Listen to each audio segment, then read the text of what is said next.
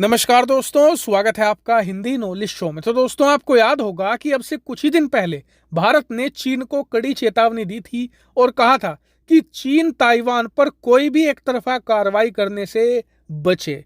अब भारत के इस बयान से ताइवान के लोग भी और ताइवान की सरकार बहुत ज्यादा खुश हुई थी कि भारत ने हमारा साथ दिया है।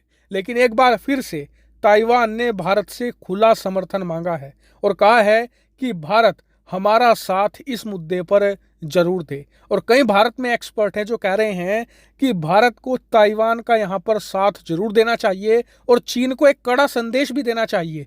वो इसलिए क्योंकि अब से कुछ ही दिन पहले भारत यूनाइटेड नेशन में एक पाकिस्तानी आतंकी को ग्लोबल टेररिस्ट घोषित करवाने जा रही थी। दुनिया के सभी देशों ने हमारा साथ दिया था सिवाय चीन को छोड़कर, और चीन के वीटो की वजह से पाकिस्तान का वो आतंकी ग्लोबल टेररिस्ट घोषित नहीं हो पाया था।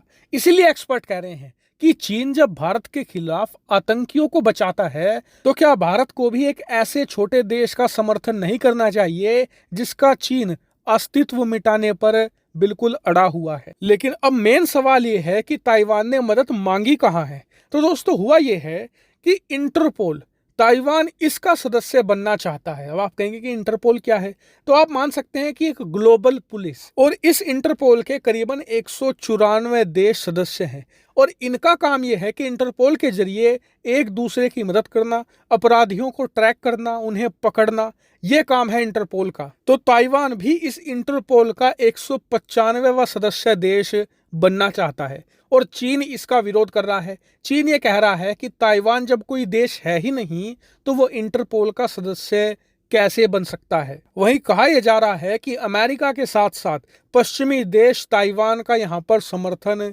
कर सकते हैं। इसके अलावा कई ऐसे छोटे देश भी हैं जो ताइवान का साथ दे सकते हैं इस मुद्दे पर और ताइवान को इंटरपोल का एक सदस्य देश बनवा सकते हैं। लेकिन इसमें भारत का रोल बहुत ही क्रूशल होगा, क्योंकि एक तरफ चीन का धड़ा होगा, एक तरफ यहाँ पर अमेरिका का धड़ा होगा। बीच में अहम रोल होगा भारत का, क्योंकि भारत और भारत के सहयोगी देश जैसे कि मालदीव, भूटान, इसके अलावा कुछ अफ्रीकी देश हैं, एक दो एशियाई देश हैं, और कहा जा रहा है कि ये भारत वाला गुट जिस तरफ वोट कर देगा वो जीत जाएगा। अगर चीन का समर्थन कर दिया तो यहाँ पर ताइवान सदस्य देश नहीं बन पाएगा, और अगर अमेरिका वाले गुट का समर्थन कर दिया तो ताइवान यहाँ पर जीत जाएगा और इंटरपोल का सदस्य बन जाएगा। और ये चीन के लिए एक बहुत ज्यादा बड़ी करारी हार होगी, और इसी के साथ ये भी शुरुआत हो सकती है कि ताइवान को यूनाइटेड नेशन का भी सदस्य बनाया जाए और ताइवान को दुनिया भर में एक प्रॉपर देश की तरह स्थापित किया जाए। लेकिन मान लीजिए कि भारत